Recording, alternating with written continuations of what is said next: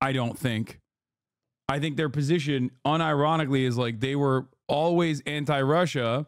They were told to be anti-Russia, so they were always anti-USSR, anti-Russia, and now, you know, their attention span and their lack of object permanence has caused them to be pro-Russian.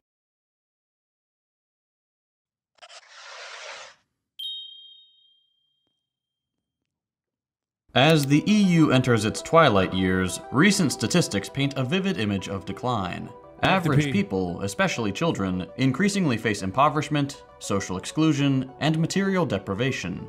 54% of people with disabilities can't make ends meet. Able-bodied citizens of the same age aren't far behind at 43%. 20 years of stagnant GDP growth. Real wages, slowly recovering from COVID, remain well below their pre-COVID levels due to greed-fueled inflation. Between 2021 and 2023, energy prices surged by 63%.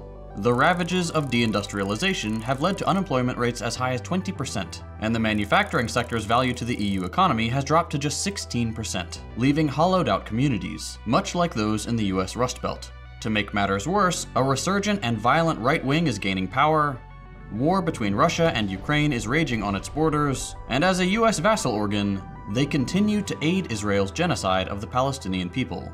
In short, Europe is in crisis.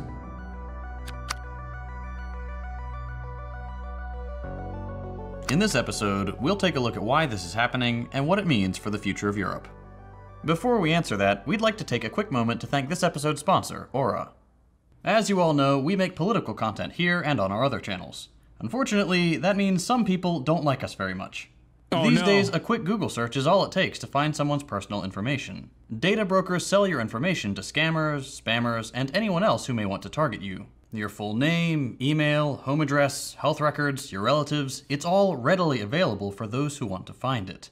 That's why I've been using Aura to help keep my private details private. Aura shows me which data brokers are selling my information and automatically submits opt-out requests for me. This not only cuts down on the amount of spam I get, but also helps me keep all my accounts safe from bad actors. I'll give you a real-world example.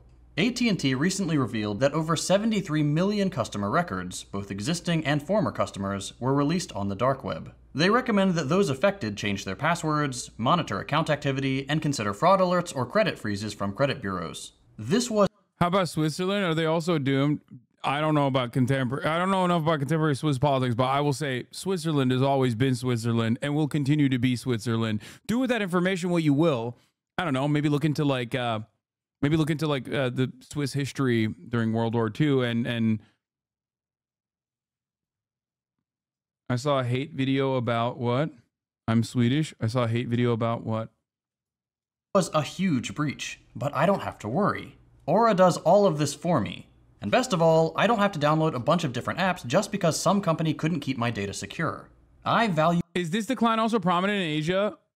Again, not like, not something that I'm super knowledgeable on, but as far as I will say, Asian countries are, I mean, depending on which country you're talking about, like Japan has been relatively stable for quite some time, but stable in the direction of capitulation to American imperialism. I don't see that like turning, I don't see that attitude shifting anytime soon, but it never had a lot of mobilization in the other direction.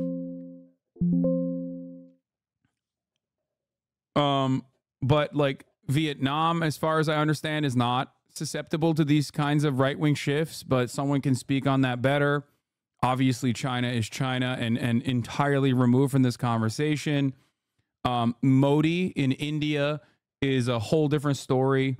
Like, it's not, when I talk about the Western world, when I talk about the Western sphere of influence, the imperial core, and the right-wing shift that you're experiencing, it's definitely different than Asian countries. It's definitely different than the global South and like political mobilization happening in the global South and second world nations and certainly third world nations, like I mentioned.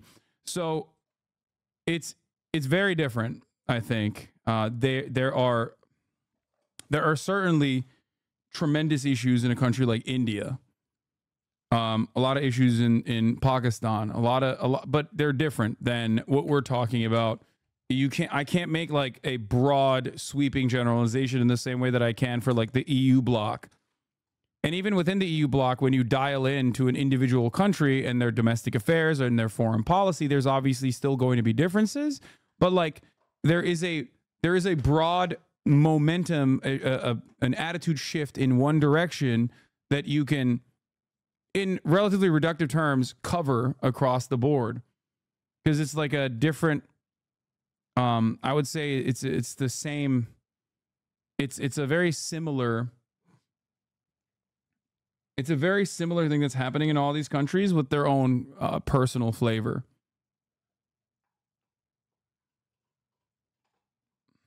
I value my privacy, and I'm sure you value yours. You can go to aura.com/firstthought to start your 2-week free trial, no strings attached. Try it out, and I promise you'll appreciate the peace of mind. Support the show and protect your valuable data by signing up today at the link below.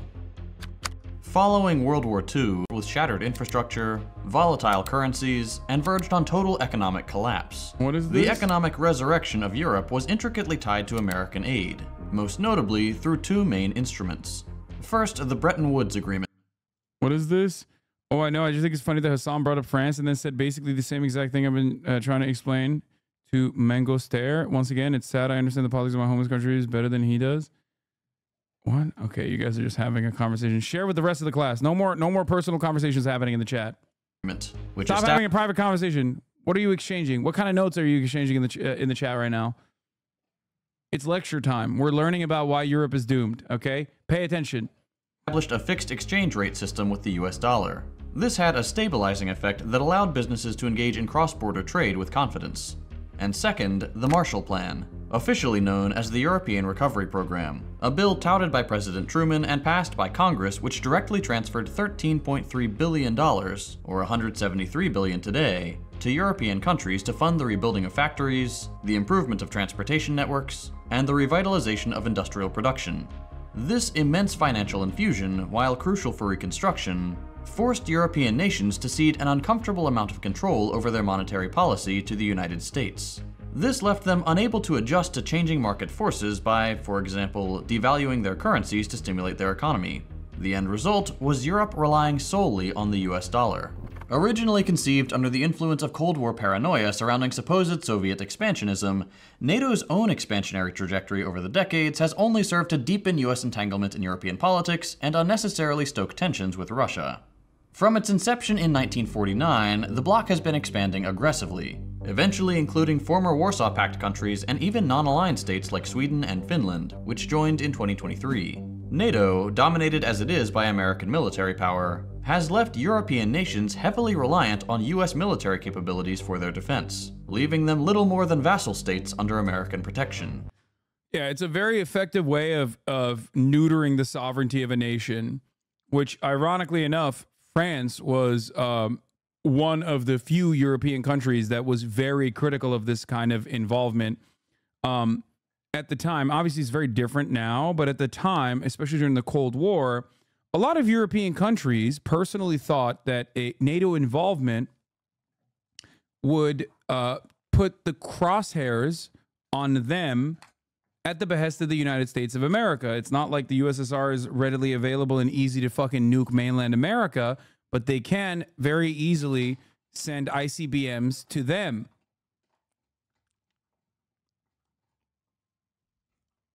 That was one of the major reasons as to why they were like, well, we don't want to get the smoke from the USSR at all.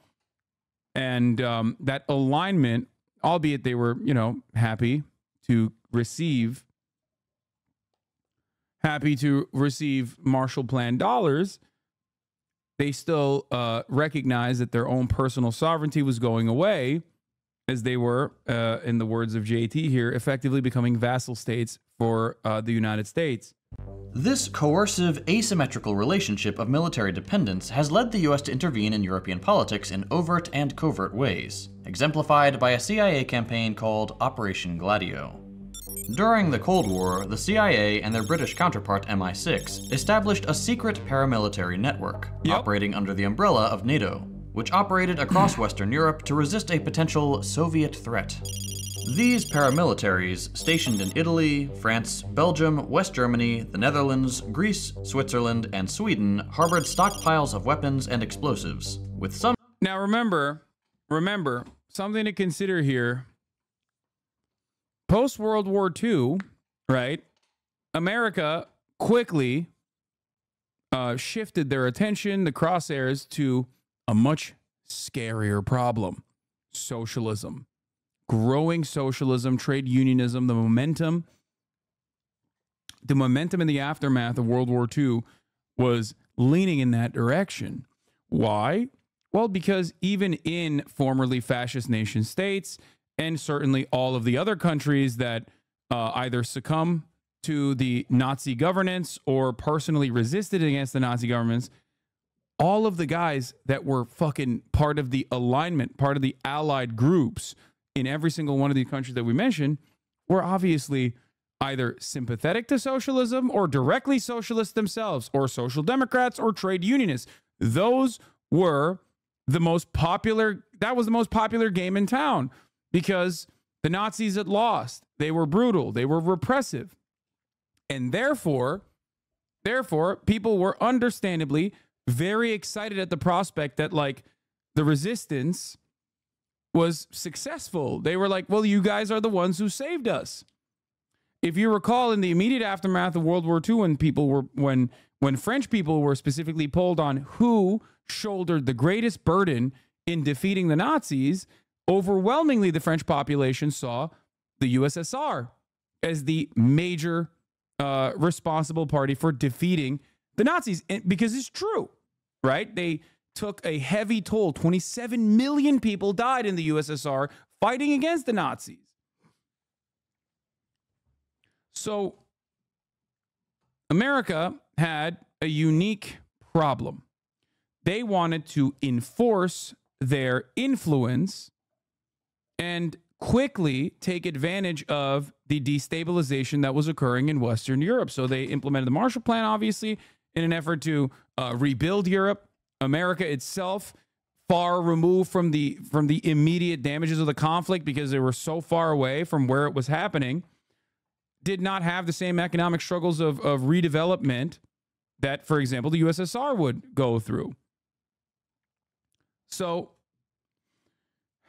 they took advantage of they took advantage of their fortuitous geopolitical position and started implementing certain policies in Western Europe, rebuilding Western Europe, while still simultaneously recognizing that there's a lot of these like socialists and trade unionists in positions of prominence now. So they wanted to defeat their influence, and maybe even in some instances, they wanted to kill them or cause chaos in general with acts of terrorism. So who, if you are class, chat, if you are an American general, if you are a part of the American State Department and you see communism as the great evil, okay, perhaps an even greater evil than the Nazis, right? And you see these fucking disgusting little pinko red commies being celebrated as champions, right? Who do you go to fight against them? Who were the best anti-socialist fighters? If you said fascists, well, you'd be right. That is exactly who was the best anti-socialist, anti-communist fighters in all of these countries. The fascists that didn't get killed, or the fascists that, didn't withstand any kind of serious scrutiny. They were still around. Their children were still around. So what did America do?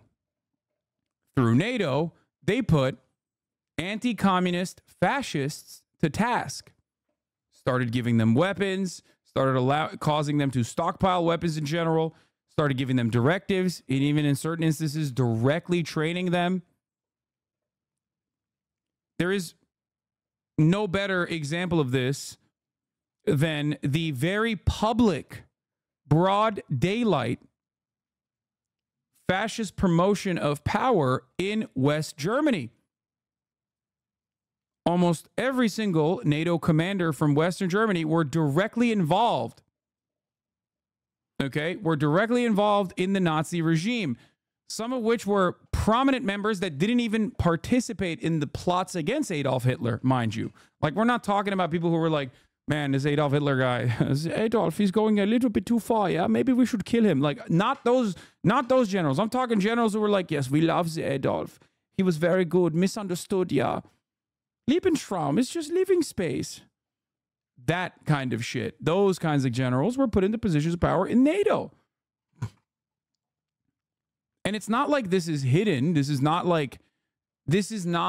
something that was done in secrecy. This was something that was done in broad daylight. You can Google it. Look up NATO.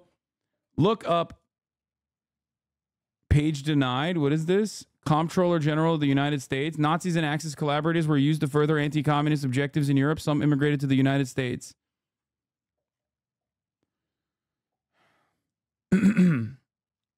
No, it's not Paperclip. Paperclip is different.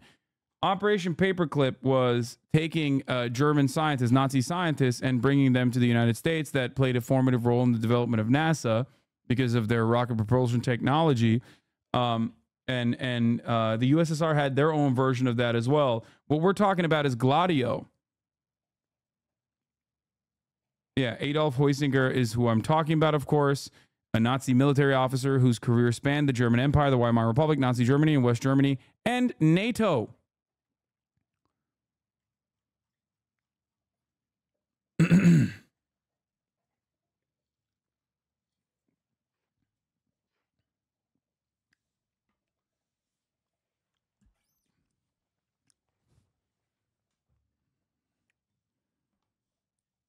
Yeah. History.net. These NATO generals had unusual backgrounds. They served in the Third Reich. The second worst Adolf H. Yeah, not the big guy. Some caches remaining unaccounted for even after decommissioning. What did they need stockpiles of weapons and explosives for? To enable right-wing terrorists to carry out attacks which were blamed on non-existent communist militants. The numbers are horrific. Between January 1969 and December 31st, 1987, there were 14,591, quote, acts of violence with a political motivation. Oh, and by the way, that number is for Italy alone. The Piazza Fontana massacre of 1969 marked the beginning of the violence.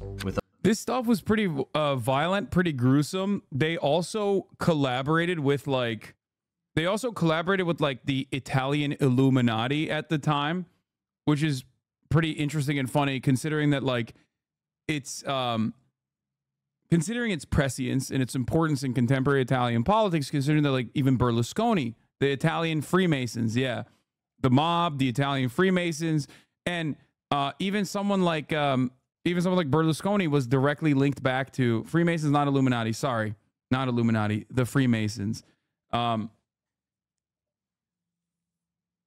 Even Berlusconi himself was a member. The bomb in Milan killing 16 people and injuring 88. This was followed by countless other attacks. The Petiano attack in 1972 killed 3 military police officers in a car bomb explosion. The 1974 Brescia bombing, which targeted an anti-fascist demonstration, resulted in 8 deaths and over 100 injuries. Later that year, the Italicus Express bombing killed 12 and injured 48. But the most notorious incident occurred on August 2, 1980. A massive explosion ripped through the Bologna railway station, killing 85 and injuring 200. Hopefully this gives you a taste for how far US-aligned European countries are willing to go to appease the US. This loyalty isn't surprising since the US handpicked the leaders of Italy, Propaganda due. France, and Greece in rigged elections in the 1940s. In Greece, when the British and their 40,000 troops found themselves unable to crush the communists there, they turned to the United States. And Greece became the first victim of, and the model for, the Truman Doctrine, which was a US policy to shape the course of European politics to align with American interests and, quote, contain communism by any means necessary. In France, Ambassador Jefferson Caffrey made it abundantly clear that economic aid to France was contingent on the exclusion of communists from the government, despite their overwhelming popularity in the 1946 elections. And so back home, the U.S. was airing anti-fascist programming, yet shamelessly using far-right militias and groups to flesh out communists. Some things never changed law. No, they weren't. At this point, this is post-World War II, so they weren't airing anti-fascist programming at all. You're thinking pre-World War II when they were doing that. Post-World War II, they were not. At that point, post-World War II, we're talking any kind of movement, any kind of trade unionist movement, any kind of socialist movement, any kind of demonstration is seen as like communist nonsense, including but not limited to the civil rights movement. As a matter of fact, one of the major criticisms against Martin Luther King Jr. was that he was a commie. He was a commie agent and a collaborator, if you recall. So at that point, the United States attitude from in its domestic affairs absolutely had absolutely swung in the fascist direction, anti-communist direction.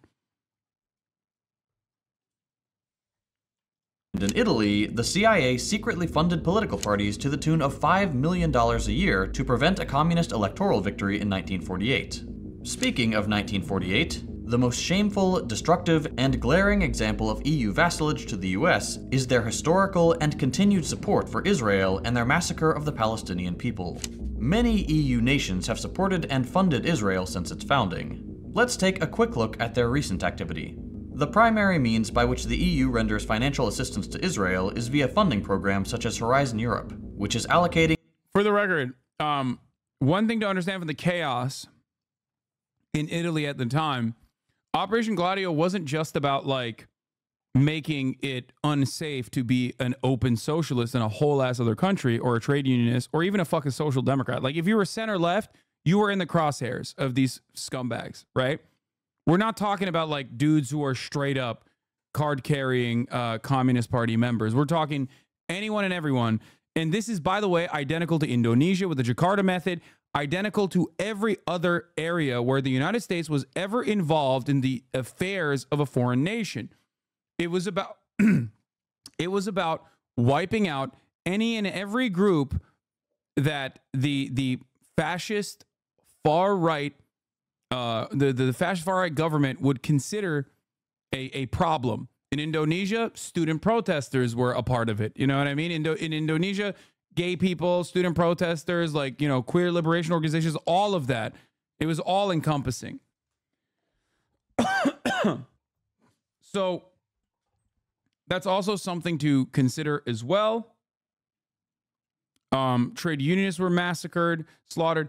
But it wasn't just about making it unsafe to be anyone that was like even center left. It also was about creating an environment that was unsustainable, very volatile, because like a lot of that violence, especially because it was being done by like these random groups, who knows who's doing it, would then lead governments to take additional action. Because then the people would be like, well, what the fuck's going on? There's explosions happening all the time. Bring in the fucking police force. You know, create an environment of sustainability, create an environment of safety. What the fuck is your job? Your job is to do that, right? So basically, in that situation, the governments would then take aggressive action, maybe even martial law in certain instances, to create a safe environment, which then would, of course, lead to even more direct, aggressive legislative action against those who were perceived as enemies of the American state, collaborators of socialists. Okay? So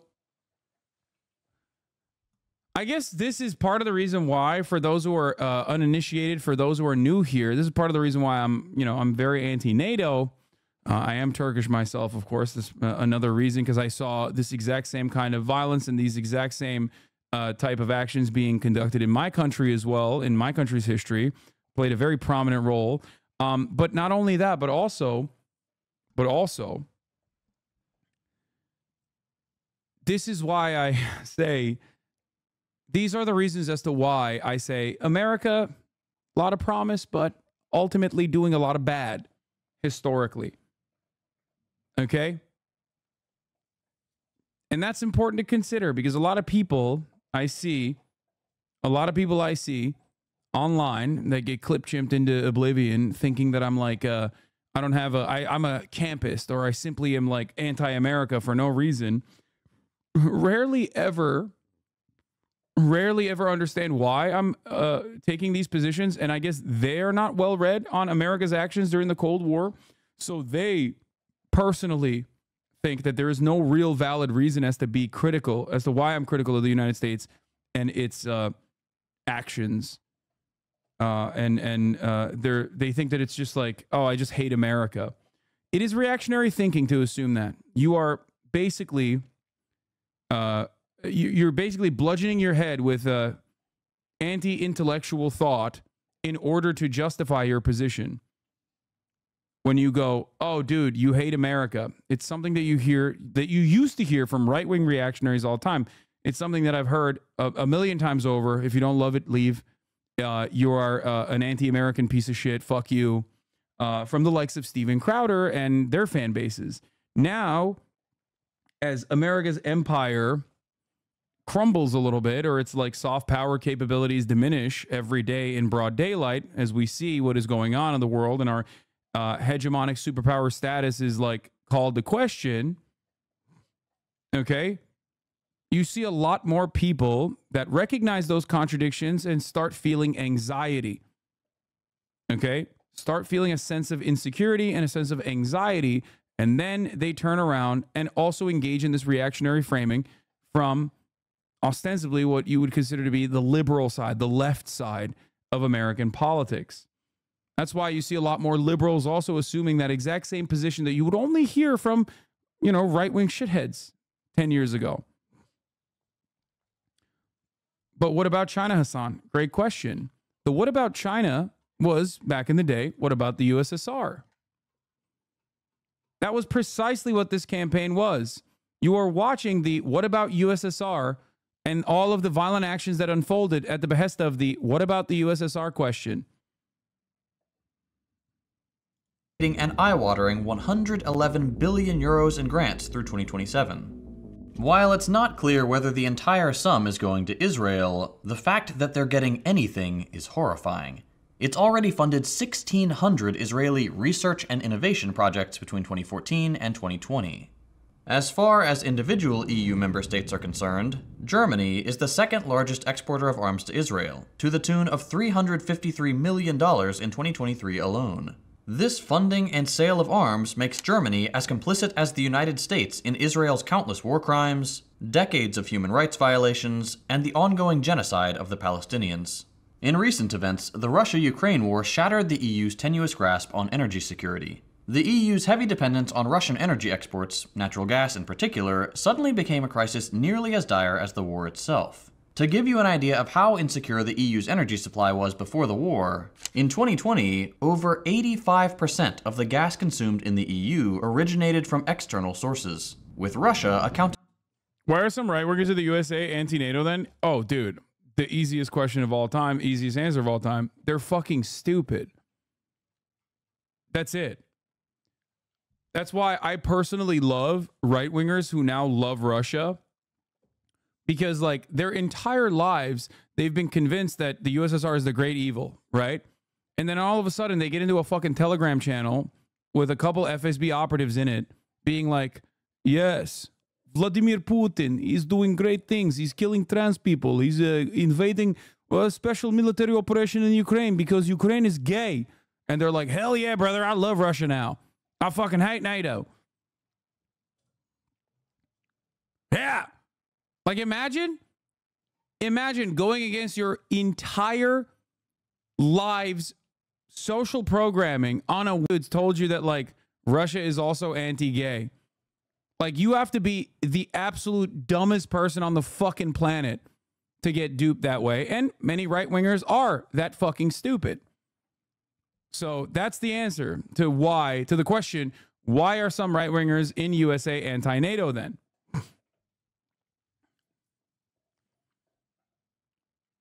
It's pretty funny, in my opinion. Like, imagine being this reactionary freak your whole fucking life, thinking that the USSR is coming to get you, okay? The Red Scare. And then turning around and on a whim being like, actually, no, Russia is awesome now. And that's why I'm anti-NATO. Because if you're right-wing, you should love NATO, right? I mean, it's like American dominance. There's no greater example of, like, pure American dominance. There's no better way for America to reassert its power position as the hegemonic superpower on the planet than, like, 400 fucking military bases that we know of all around the globe, some of which feature American nukes. right? In order to, and then all of a sudden turning around and being like, all of that social conditioning gone because now I think Russia is anti-gay. Awesome.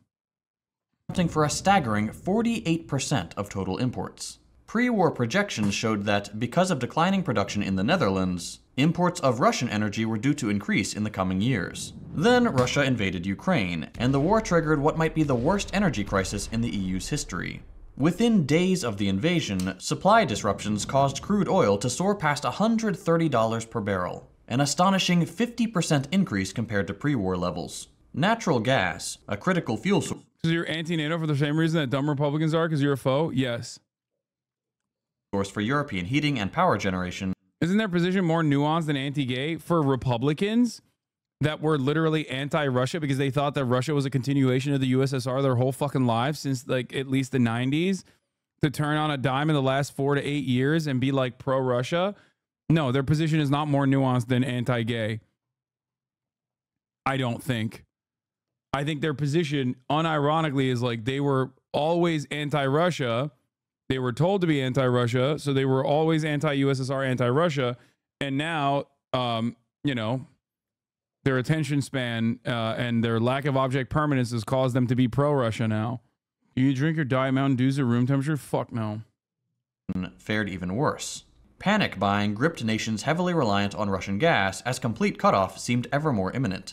According to the European Central Bank, prices skyrocketed by 180% in the first 2 weeks. To make matters worse, in September, a series of explosions in the Baltic Sea destroyed vital pipelines known as Nord Stream 1 and Nord Stream 2, built to transport natural gas from Russia to Germany. I saw some people on a Reddit, like a subreddit thread that I saw on Hasan _ Piker, arguing that I was wrong for laughing at the notion that Russia had blown up its own pipeline. The subreddit thread was not from when the Nord Stream explosion happened. It was from yesterday. There are still people who literally hit that line that like Russia did it to themselves after numerous investigations have been concluded on the matter. Wow. Like, they post my W's as L's over there. I don't know what the fuck's going on. While investigations into the incident are ongoing, the country with the most motive and ability to carry out such an attack was and remains the United States, despite vague claims from US and German officials that, quote, evidence points toward a Ukrainian-backed group or a pro-Ukrainian group operating without the knowledge of the leadership in Kyiv.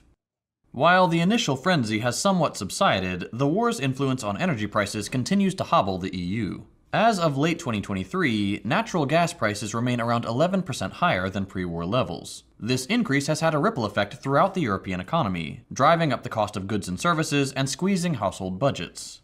The energy price surge has become a rallying cry for European leaders to work together to accelerate the transition to renewable energy sources like wind and solar, and to diversify their supplier base by seeking reliable, alternative sources for gas imports to lessen dependence on Russia. Unfortunately for the EU, they appear to be trading dependence on Russia for dependence on the US. In 2022, the EU saw a massive 70% surge in LNG imports from the US compared to the... Make a divorce joke right now. I'm being divorced right now. Luckily, I have a prenup. Also, I was the one who cheated, but that's another story. Bro, don't fucking admit that. But I'm glad you have a prenup, King. I'm glad you have a prenup, King. I'm sorry you're going through that, okay? That's right, brother. I'm fucking pro. Listen, I'm pro sticking it to the man. And the man being family court, okay? The only aspect of American society. Well, not the only aspect. Men are under attack everywhere, but certainly most salient in the family court structure. Let me tell you something. Okay? Don't admit that you cheated, though. The previous year. The US wasted no time seizing the vacant market share in the first 9 months of 2022, snatching up 44% of the total. While this rapid shift helped the EU meet its immediate energy needs, US companies are now raking in enormous profits, with estimates suggesting a single LNG shipment could return as much as $150 million. It's price gouging on an international scale, made possible by the US essentially holding Europe hostage both militarily and economically. Despite recent, moderate increases in defense spending, Europe's militaries remain ill-equipped and disjointed, impeding its ability to act with common policy and purpose. Europe's NATO members have not been meeting their funding commitments, falling short of NATO's 2% of GDP target, only allocating 1.6% of GDP to defense, compared to the United States. Would you agree that the notion that Israel's genocide in Gaza has helped Russia geopolitically feels like they were massively isolated 2 years ago? I mean, massively isolated by the West, but not necessarily massively isolated at all if you consider all of the other countries that, to varying degrees, have been like pro-Russia or uninterested overall in Russia's actions that are unjustifiable in Ukraine. But yes, I do think that the attention shifted very quickly to Israel and defending Israel's offensive genocidal campaign in Gaza. And yes, it is another fucking gift to the Russian invasion. One, you make it even more politically costly to defend Ukraine, which, you know, it wasn't really about defending Ukraine ever. Let's be for fucking real. It's about weapons shipments and also, you know, selling the entirety of the Ukrainian economy at pennies on the dollar to Western interests. However, yes, it's a wonderful opportunity for Russian envoys to turn around and be like, you don't like what we're doing in Ukraine? Look at what you're doing. You're doing genocide. You're doing genocide in Gaza and you're defending it. Fuck you. It's great. That double standard line plays, that same hypocrisy baiting works really well, even in the global stage like that.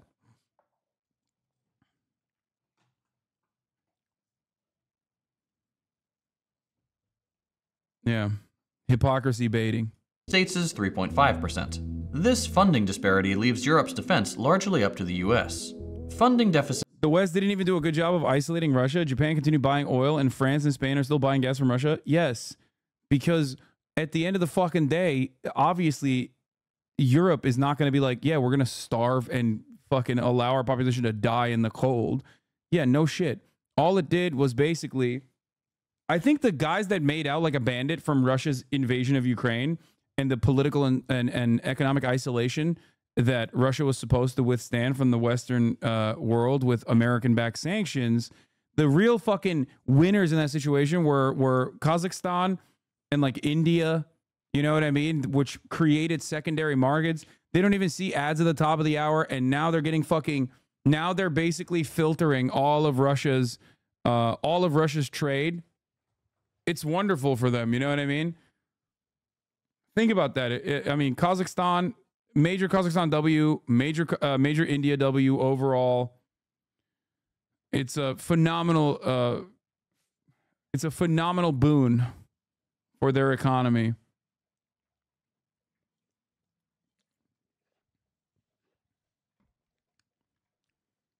But you know, at least you can feel like you are a Kazakh chatter getting a W if you subscribe for $5 or for free. You know what I mean? Because at the top of the hour, there's a 3-minute ad break. Also, economic isolation from the West doesn't mean much anymore when Russia can simply turn to China. Yes, there's also that.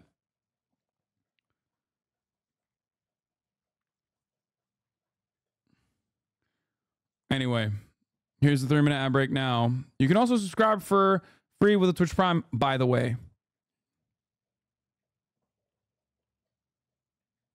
Aside, the European Defense Agency characterizes European armed forces as boutique. Russia has not been weakened militarily or economically by the proxy war. Meanwhile, Ukraine is destroyed. That's also an insane statement. I'm sorry, but the idea that Russia has not been weakened militarily or economically by the proxy war is fucking nuts. Okay? What the fuck are you talking about? Finland and Sweden joined NATO. That's saying L for Russia. I talked about this briefly a couple nights prior when we were first talking about the Kharkiv offensive. That's crazy. That's a crazy statement. While Russia is doing better than the projections that they placed upon Russia's economy, that still doesn't change the reality that like they are definitely taking major fucking L's, both militarily and also economically in general. The real W would be to operate on similar boundaries to China and strengthen your relations, your trade relations with European nation states that obviously desperately need your energy instead of invading Ukraine. But that's a whole different story. This is insane. They've lost hundreds of thousands of soldiers and massively depleted their Soviet inheritance of armored vehicles, which will take decades to replace. Well, decades to replace, but also a lot of money for the Russian military contractors as well on that front. But yes, to say that like Russia hasn't taken an L in this is ridiculous, in my opinion. Especially when you have to look at the opportunity cost. You have to look at like what they could have done. And what they could have done is like I said, the Chinese modus operandi. Just kick back. Let the West fall on its own, on the weight of its own contradictions. And they didn't do that. And they actually, in my opinion, gave a lot of life to Western imperialism and Western dominance. Like one final big push for America, a major, major gift, in my opinion, to NATO generals. Major gift. Russia has nationalized large parts of their military industrial complex and other parts of their economy due to this war, partially staving off huge problems. Yes.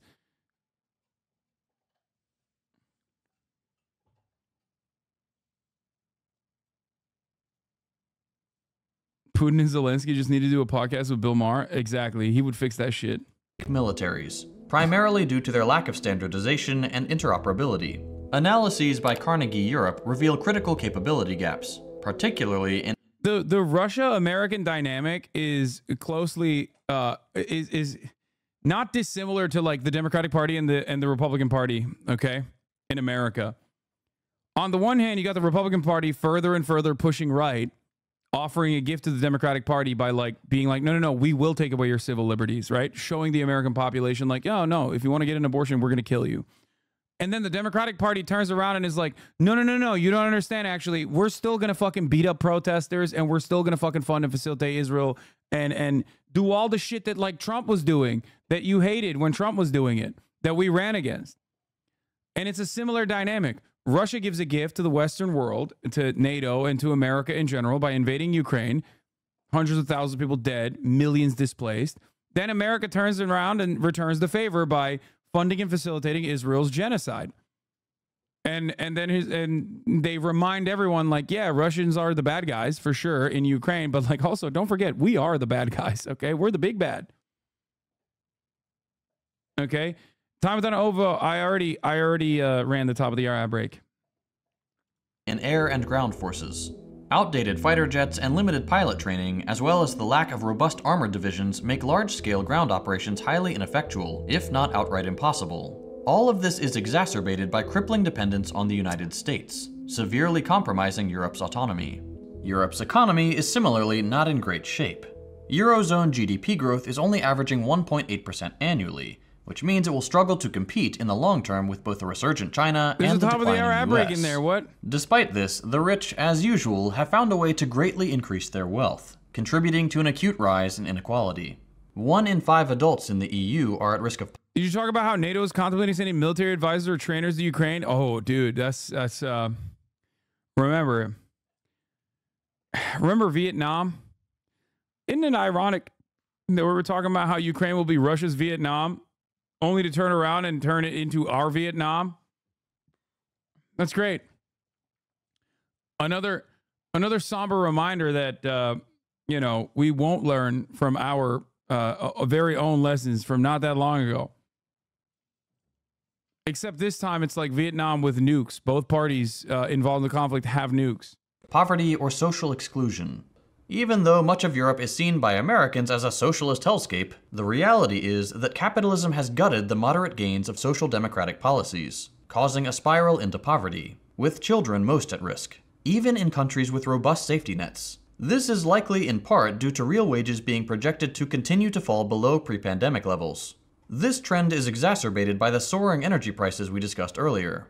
In addition, there are regional disparities in economic performance, such as unemployment rates hitting 20% in Spain. These challenges can compound the obstacles people face, sometimes in unique ways, and they resist a one-size-fits-all liberal solution. Thanks to US meddling and decades of Western imperialism, the EU is currently seeing an influx of millions of refugees from conflict zones and unstable regions all over the world, including Syria, Afghanistan, and Ukraine. In 2023, asylum submissions rose by 18% compared to 2021, reaching 1.2 million applications, most of which came from Syria and Afghanistan. And that figure doesn't include the backlog of some 883,000 applications. Some say this is fitting, given that the EU and its overlord, the US, have destabilized many of these very regions and produced these refugees. In addition to those fleeing unlivable conditions, the EU received a whopping 5.1 million immigrants in 2022, a 117% increase from 2021. As a result, the EU has seen the rise of racist and violent right-wing movements in several member states, including Poland, Hungary, and Germany. These fascists trot out the same tired arguments framed with populist rhetoric about immigrants being a burden on the state, unable to culturally integrate, and taking jobs from citizens. Okay, so far, things look pretty grim for the EU, but there are silver linings. First and foremost are the EU's attempts to improve relations with China by making economic ties the cornerstone of the relationship. While daily trade exceeds 2.3 billion euros, the EU has a substantial trade deficit of 400 billion euros, highlighting the asymmetrical nature of the partnership. The EU is seeking to address this by working with China to allow more market access for EU businesses, and China is already taking steps to accommodate. European companies say they often encounter restrictions when entering certain sectors and struggle to compete with local firms, which is a little funny considering their love of the free market. Additionally, they're working on creating an agreement governing intellectual property. This is so funny. America said the exact same thing yesterday. And I was with Jank in the car going to the commencement. And I was like, bro, who do you think said this? Joe Brandon or Donald Trump? Joe Brandon came out with a fucking statement on Twitter where it was like, China's cheating with their government subsidies, and that's why we're doing tariffs to make sure that nobody in America gets hurt by the cheating Chinese ever again. And it was like, bro, what do you mean they're cheating? Like they're cheating because of their subsidies? What the fuck? That's like our entire energy sector, and also on top of that, our entire agricultural production. That's insane. They stole IP through cyber terror? Yeah, okay.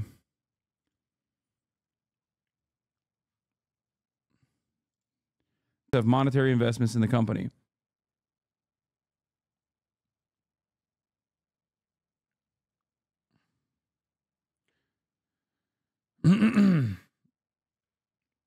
I've heard the term stakeholder is considered problematic. Wait, what? Dude, I don't fucking know what that is. From under the weight of US influence. Geopolitical tensions, notably Russia's war with Ukraine, have reinvigorated debates on Europe's autonomy and the role the US plays in perpetuating conflict and antagonizing other nations. The EU has begun to voice serious concerns about US reliability, one notable example being French President Emmanuel Macron, who has strongly advocated for reducing dependence on American arms and enhancing Europe's military capabilities. The US seems to be toying with a serious disengagement from Europe. Yeah, stakeholders is a way to obfuscate labor versus capital. Just finished business school, lol. Yes. And even that's a bridge too far is what I was trying to say. Because that's not stakeholder capitalism versus shareholder capitalism is still absolutely firmly placed within the boundaries of capitalism, which of course is a bourgeois run economic structure that benefits capital owners regardless. It's basically a whitewashing initiative of the same dynamic, the same contradictions that exist under capitalism. And yet even that is considered a bridge too far for many capitalists who have grown fat under the current way of existing. Under our current mechanisms of production, they benefit. They're so used to endless growth, and the American government and the Western liberal capitalist nations constantly looking for new markets that they can exploit, constantly opening up new vectors of exploitation by way of imperialism and dominance and the unequal extraction that we engage in with the global South, that they're just like, no, we're not even doing that. Shut the fuck up. That's commie talk. Even though it's not. It is a way to try and preserve capitalism in the same way that welfare was seen as a reasonable middle ground when the USSR existed, in an effort to basically continue extending the lifeline of the capitalist mode of production. Welfare originally was fought hard for. Social safety nets were originally fought hard for by, obviously, communists, trade unionists, socialists alike, and it unironically gave capitalism an extension, an additional lifeline, so that it could not succumb under the weight of its own contradictions. And yet, given the interest of capital owners and their endless need for growth, and also given the reality that profit rates do tend to decline, people still, those who are in positions of power, capital owners, still very much advocate against their best interest. And instead of continuing capitalism, instead of trying to breathe life back into capitalism, they want to make things worse and worse until the structure collapses. And in that collapse, as things stand currently, because there is no counterbalance, no counterweight to capitalist forces, all we will see is fascism. That's where you're at now. Fascism is a way to maintain order as capitalism decays. Driven by an enthusiastic pivot towards Asia as part of the Biden regime foreign policy strategy. The EU sees the writing on the wall and would be wise to That's why you still got motherfuckers like this. Communism sucks. The only thing he's good at is starving a population under it. You shouldn't be a communist. I shouldn't. You're right. You know, I'm rich. I could very easily just drop everything and become a fucking capital owner and allow capital accumulation to happen. So you're right. I shouldn't be, but you, Persian soldier, you probably should. It's just pure self-interest for you. Think about that.